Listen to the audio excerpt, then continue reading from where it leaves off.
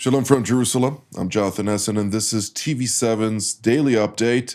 And in today's edition, we're going to focus on a number of theaters to include Judea and Samaria, the Northern Samaria District, where the IDF, in close cooperation with the ISA, as well as Border Police Special Operators, have launched Operation Five Stones to mow the grass, so to speak, counterterrorism against terror elements throughout that region from which a lot of terror has emanated over the past year alone. Next to that, the Gaza Strip, the situation continues to be not complete. Two hostages remain in Hamas captivity, diseased hostages who have been murdered on October 7th and have been now held for 783 days since Hamas took their bodies into the Gaza Strip following the atrocities committed on October 7th proper.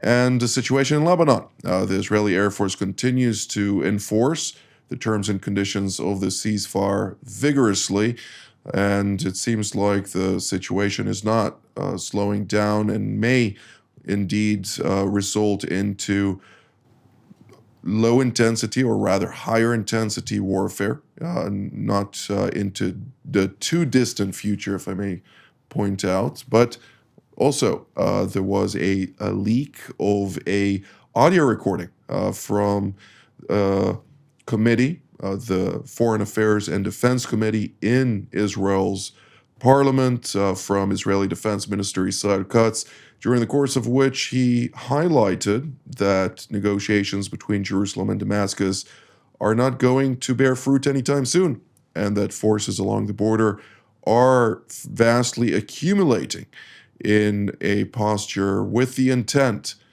that they may have some sort of attack on the communities on the Golan Heights. But before all that, and possibly even more, if we have time for that, let's turn to introduce our experts for today, to include Mr. Amir Oren, of course, our TV7 editor at large. Next to him, Brigadier General in Reserve, Dr. Amnon Sofrin, Mossad's former chief of the Intelligence Directorate. And last but certainly not least, retired Brigadier General Mark Kimmett, formerly a U.S. Assistant Secretary of State for Political and Military Affairs, among others. And it's great to see all three of you. I'd like to start with you, Mr. Owen. Give us a pinpointed focus, or a header, if I may, to the current state of play in the Northern Samaria region of Judea and Samaria, also commonly referred to as the West Bank. So, Jonathan, what you just described in your introduction is the new normal in Israel. It's not really a war, but it's not a non-war either. There are activities on various fronts. Sometimes it's just an operation or two. Sometimes a day or even a week would go by without any hostile event. But nevertheless, when you look at it from the vantage point of what a month has brought forward, you see that all is not quiet on either the Western Front or the Northern or Eastern ones.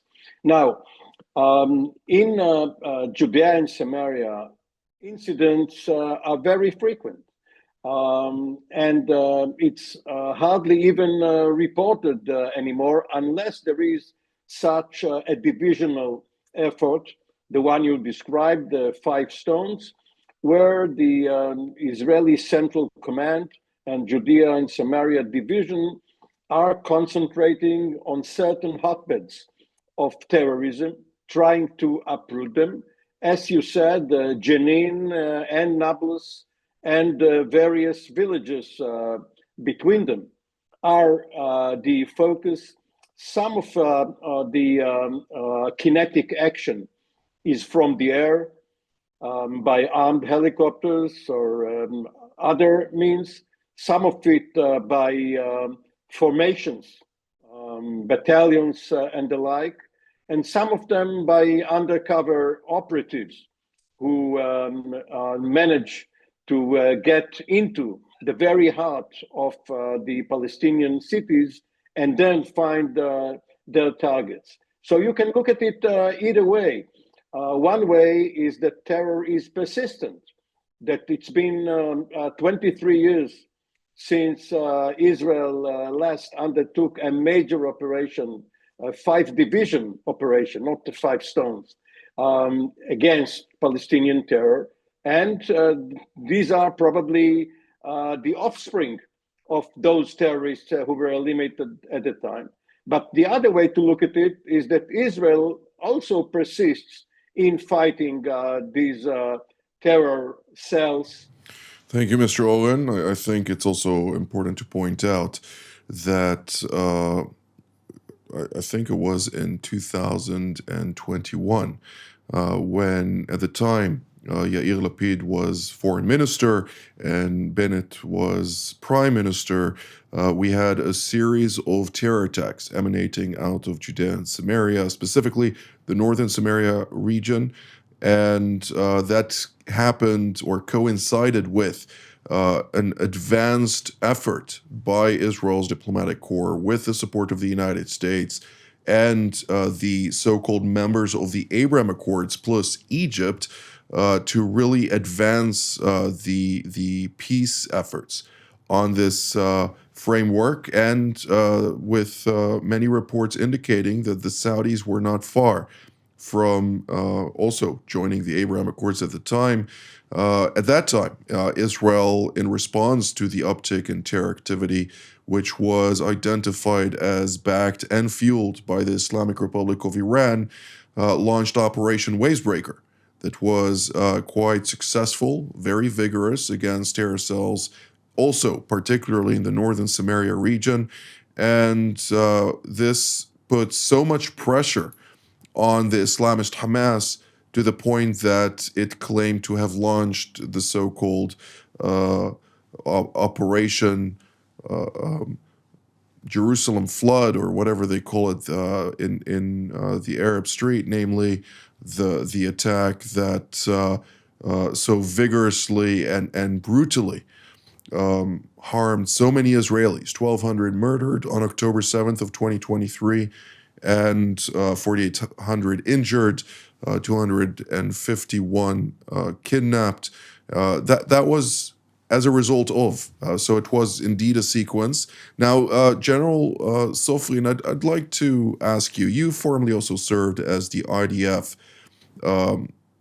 Chief of Intelligence, or the Chief Intelligence Officer of Central Command, which is also part of the Judea and Samaria region.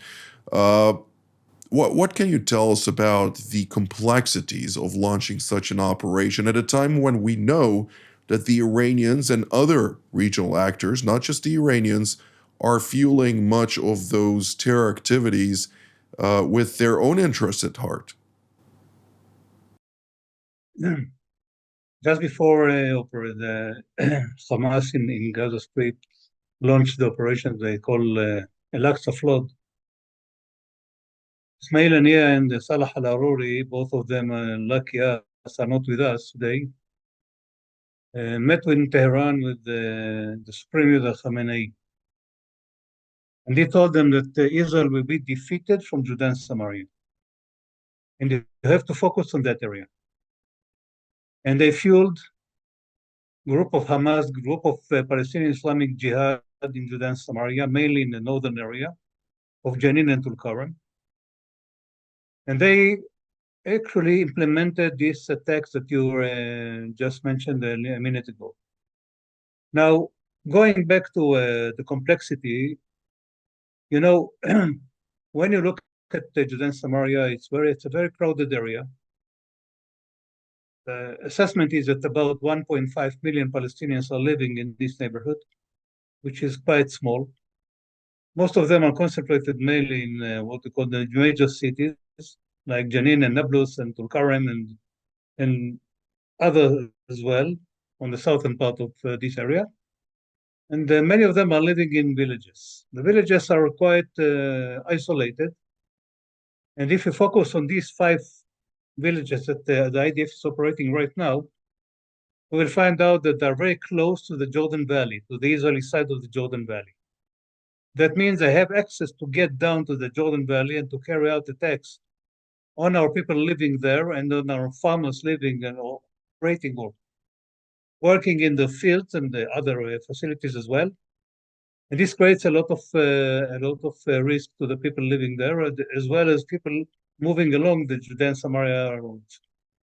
Therefore, after the first phase was implemented, the fact that the IDF took over the refugee camp of Jenin and the refugee camp of Tulkarem and actually emptied these refugee camps and sent the people away and established some what we call a permanent presence in this area to control whatever kind of activities can be launched from these places.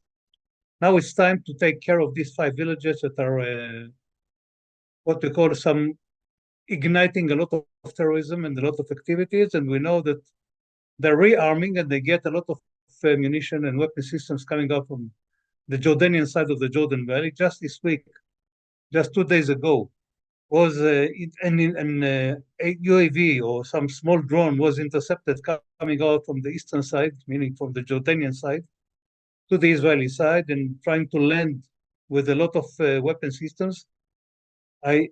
As I figure out, it was about 10 rifles and pistols and weapon system and ammunition and so on.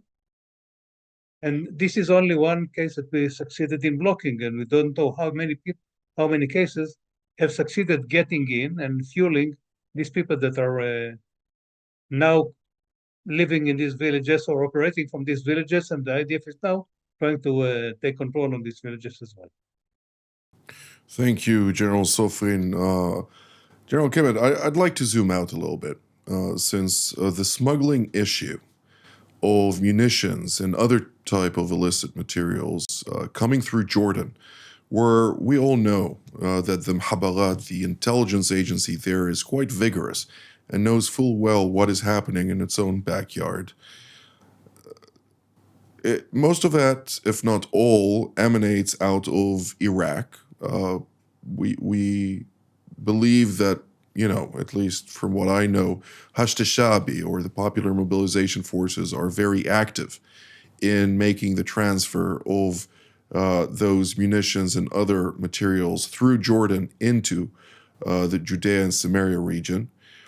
And I can only presume that the RGC is operating from Iran to facilitate much of this flow and also to assist by providing the financing and other backing necessary in order to make such a route of highly problematic smuggling of weaponry into the region. Now, what can be done in order to prevent something like this, since this is obviously not in the interest of the central government of Baghdad, and it's not in the interest of the Hashemite court at that, considering their deep-rooted concerns over the instability in Judea and Samaria that may also impact their own monarchy and the stability of their own monarchy in this context. Well, Jonathan, as you know from the text we had back and forth, if that is true, of course, Jordan and Iraq significantly denied that that's what's going on. It would, I think, be a significant disappointment to the United States, at least, because we have invested heavily on a Raytheon-established border control system along the Jordanian-Iraq border, and as well as on the Iraq border. The Iraq side is not nearly finished yet, but it's coming along. So the real question is, on both sides, that would indicate a modus operandi, a modus vivendi between these groups and the Jordanian border guards and the Iraqi border guards. I have a lot of professional experience on the Iraq side with regards to the borders, and it's great to have all the best equipment in the world, but if they turn that equipment off at certain times of the night and are unwilling to intervene, United States troops or international troops are not based along the border. So you can give as much equipment as one would like and as much training and as much maintenance as one would like. But if there is still the human element there, um, it's more difficult to monitor. If the equipment's not on, it's hard to monitor. But again, I think that there is, at this point, unless there would be some significant presentation of intelligence demonstrating that that is happening, I think that there's going to be sort of a passive resistance to that.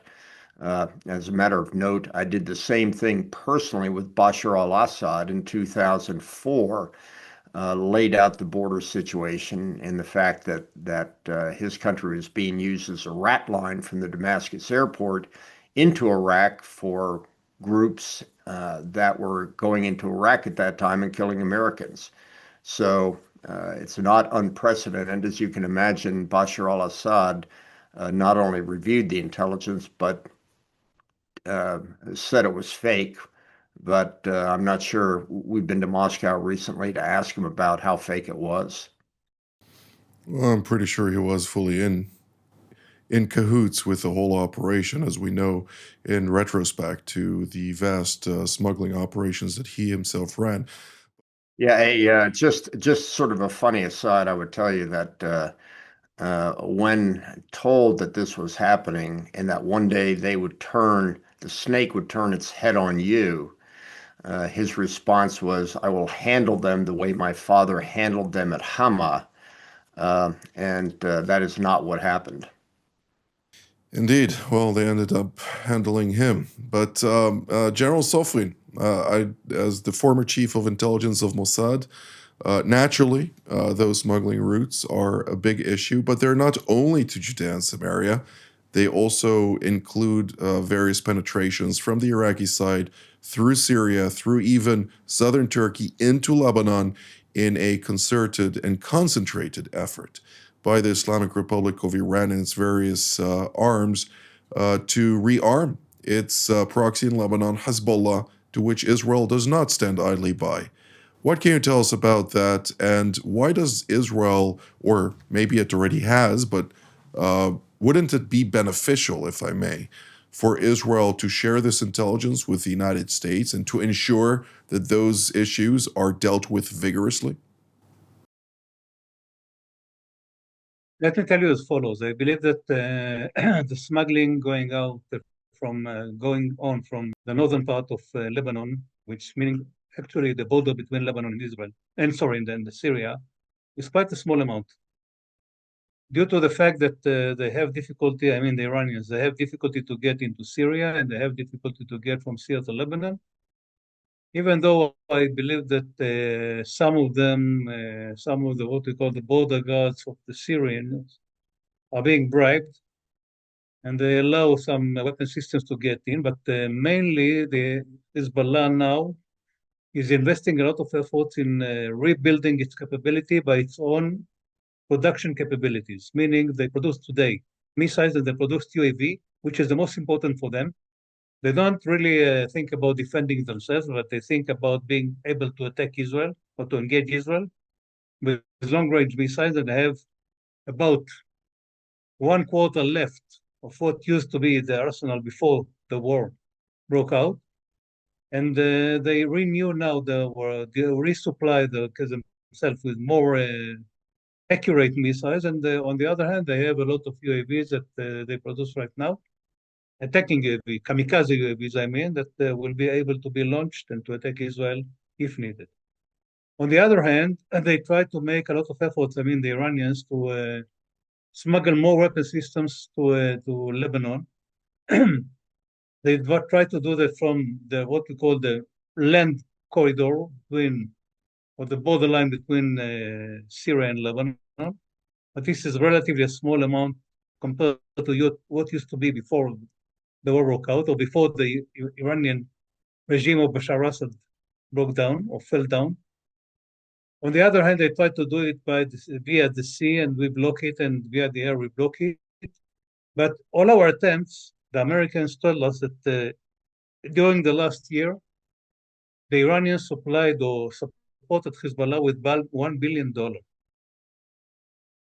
Now, how does this sum of money got into Lebanon when they used to do it via the airport and the airport was blocked to Hezbollah supporters?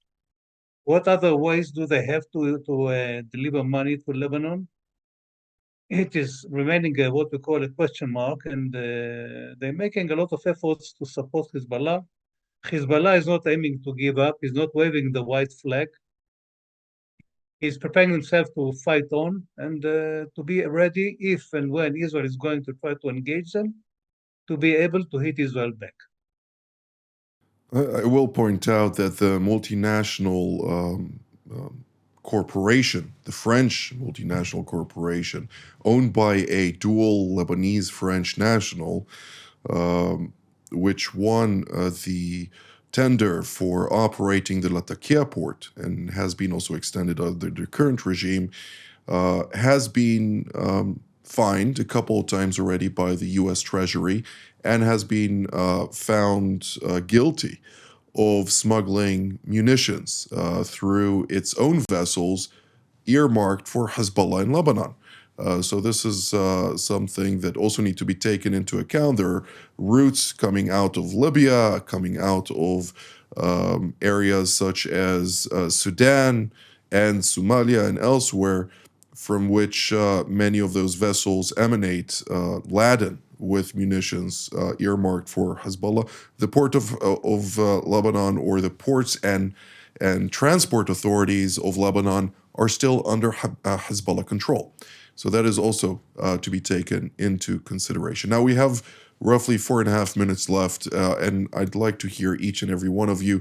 Mr. Oren, let's just very briefly on the strikes today against Hezbollah. What can you tell us about that? I refuse to tell you anything about it before I add something to the analysis of my two colleagues, if I may. The Israeli internal agency, security agency, Shabak, announced earlier today that it has unraveled a network of smugglers, of Arab Israelis who have been working through change operators who were given huge sums of crypto money, bitcoins. They then changed it into currency and bought rifles, handguns, and explosives from criminals. And as you know, the Israeli Arab community is rife with criminal activity. People are being killed practically every day. So this is a very, very weak point in the Israeli defense system. Now, as for the Israeli strikes in the northern arena, wherever there are arms stores, munitions, infrastructure, preparations, Israel methodically strikes them. The focus right now is not on personnel, but in eliminating all the efforts to prepare such areas for further action by Hezbollah. And yes, it is methodical. Thank you, Mr. Owen. General Kimmel, I'd like to hear your take on the situation in southern Syria, but in Syria as a whole, it seems like much of what Damascus was hoping for is essentially crumbling in front of their eyes. They're not managing to sustain any type of diplomatic efforts to resolve their issues, either domestically, vis-a-vis the Alawites, the Kurds, or the Druze, or vis-a-vis Israel in this context.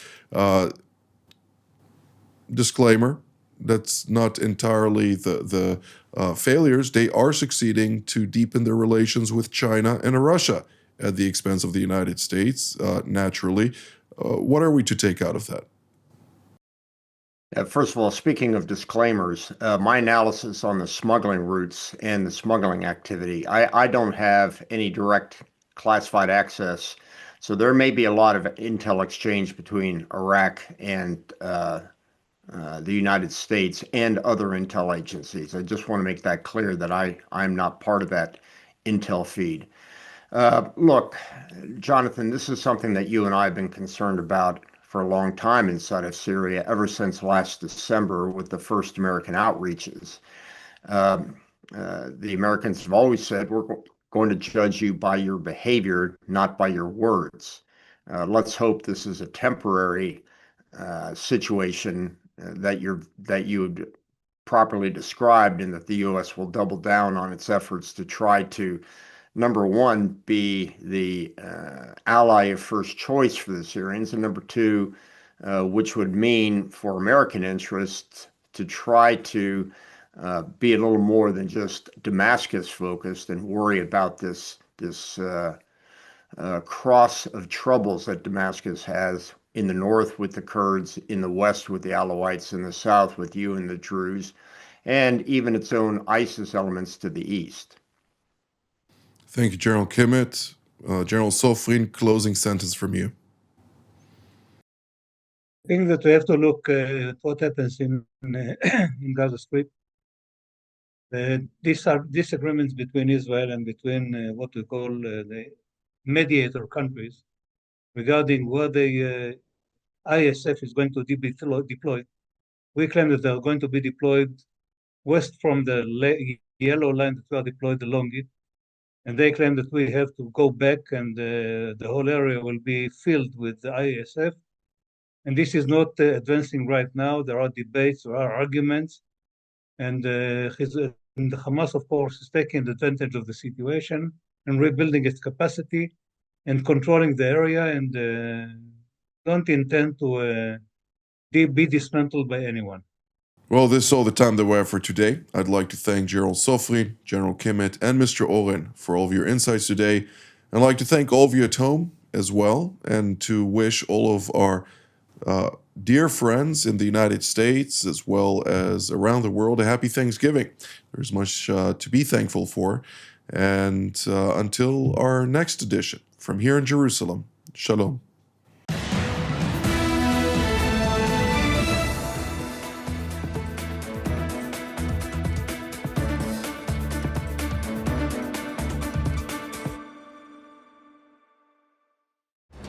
For more of TV7 Israel's productions and editorials, we invite you to visit our website at www.tv7israelnews.com.